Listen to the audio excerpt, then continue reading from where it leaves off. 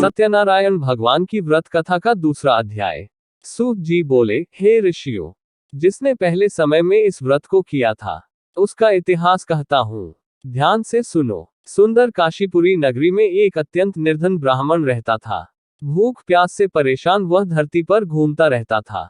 ब्राह्मणों से प्रेम करने वाले भगवान ने एक दिन ब्राह्मण का वेश धारण कर उसके पास जाकर पूछा, हे विप्र, नित्य दुखी होकर तुम पृथ्वी पर क्यों घूमते हो? दीन ब्राह्मण बोला, मैं निर्धन ब्राह्मण हूँ, भिक्षा के लिए धरती पर घूमता हूँ। हे भगवान, यदि आप इसका कोई उपाय जानते हो तो बताइए। वृद्ध ब्राह्मण कहता है कि सत्यनारायण भगवान मनोवांछित फल देने वाले हैं, इसलिए तुम उनका पूजन करो। इसे करने से मनुष्य सभी दुखों से मुक्त हो जाता है। वृद्ध ब्राह्मण बनकर आए सत्यनारायण भगवान उस निर्धन ब्राह्मण को व्रत का सारा विधान बताकर अंतर्धान हो गए। ब्राह्मण मन ही मन सोचने लगा कि जिस व्रत को वृद्ध ब्राह्मण करने को कह गया है, मैं उसे जरूर करूंगा। यह निश्चय करने के बाद उसे रात में नींद नहीं आई। वह सवेरे उठकर सत्यनारायण भगवान के व्रत का निश्चय कर भिक्षा के लिए चला गया। उस दिन निर्धन ब्राह्मण को भिक्षा में बहुत धन मिला, जिससे उसने बंधु बांधवों के साथ मिलकर श्री सत्यनारायण भगवान का व्रत संपन्न किया। भगवान सत्यनारायण का व्रत संपन्न करने के बाद वह निर्धन ब्राह्मण सभी दुखों से छूट गया और अनेक प्रकार की संपत्तियों से युक्त हो गया। उसी समय से यह ब्राह्मण हर माह इस व्रत को करने लगा।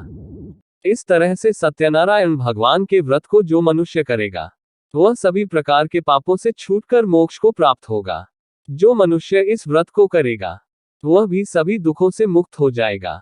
सूत जी बोले कि इस तरह से नारद जी से नारायण जी का कहा हुआ श्री सत्यनारायण व्रत को मैंने तुमसे कहा। हे विप्रो, मैं अब और क्या कहूँ? ऋषि बोले, हे मुनिव, संसार में उस विप्र से सुनकर और किस किस ने इस व्रत को किया, हम सब इस बात को सुनना चाहते हैं। इसके लिए हमारे मन में श्रद्धा का भाव है।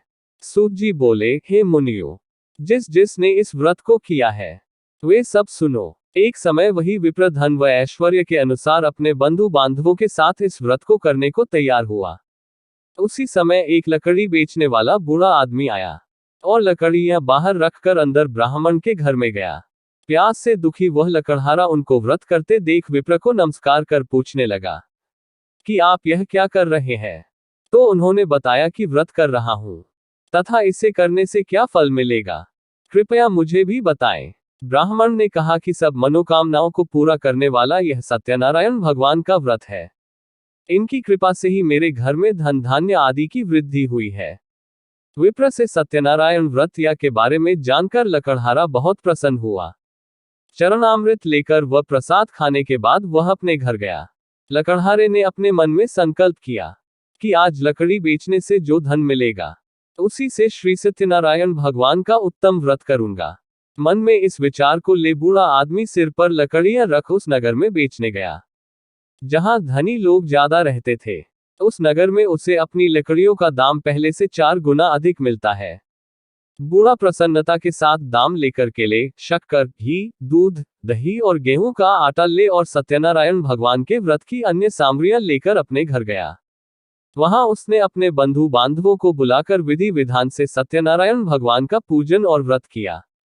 इस व्रत के प्रभाव से वह बूढ़ा लकड़हारा धन पुत्र आदि से युक्त होकर संसार के समस्त सुख भोग अंतकाल में बैकुंठ धाम चला गया। श्री सत्यनारायण व्रत कथा का दूसरा अध्याय संपूर्ण।